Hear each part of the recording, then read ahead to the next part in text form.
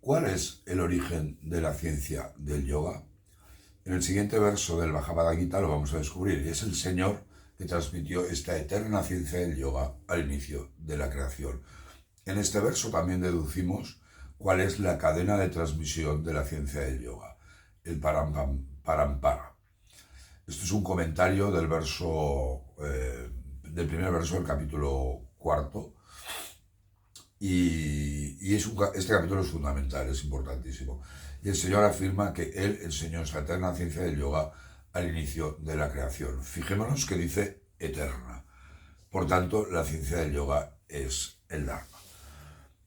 ¿Qué es lo que nos dice Krishna? Y os leo. Al comienzo de esta creación, yo enseñé esta ciencia del yoga al dios del sol, Vivasvan. Él se lo enseñó a su hijo Manu y él a su hijo Ishvaku. Pero ¿a qué ciencia del yoga se refiere Krishna?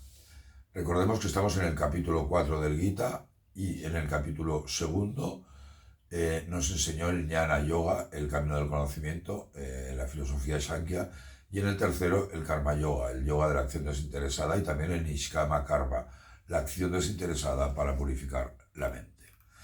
Y recordemos que el Gita Shastra es yoga.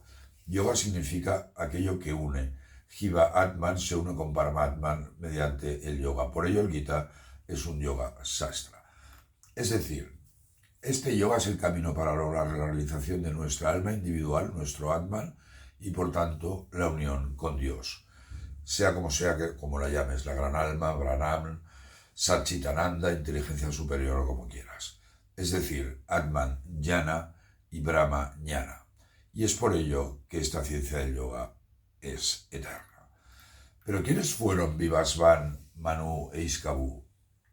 Vivasvan es un dios que representa el sol como deidad bienhechora, representando la luz y la consciencia. Manu es el nombre del primer ser humano y el primer rey que reinó en todo el mundo. Ishvaku fue uno de los 10 hijos de Manu y fue el primer rey de la dinastía solar a la que perteneció el rey Rama. Es decir, Krishna nos está explicando la cadena de transmisión, el parampara inicial, para enfatizar que este yoga no es nuevo, ni es algo que se invente para motivar a Arjuna a pelear en la batalla, sino que es la verdad eterna revelada y transmitida por maestros y discípulos en una larga tradición ininterrumpida. Primero se le enseñó a Vivasvan, el dios del sol, luego a su hijo Manu y él a su hijo Ishvaku. Fijémonos que este yoga tiene su origen en el Ser Supremo, Paramatman.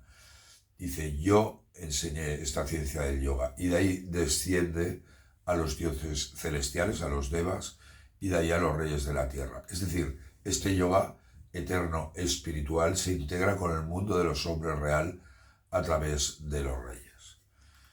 En el siglo VIII, Adi Shankara ya comentaba que en este verso Krishna está mostrando su naturaleza divina, su Ishvara, al decir que él fue quien enseñó este primigenio yoga a Vishvasan.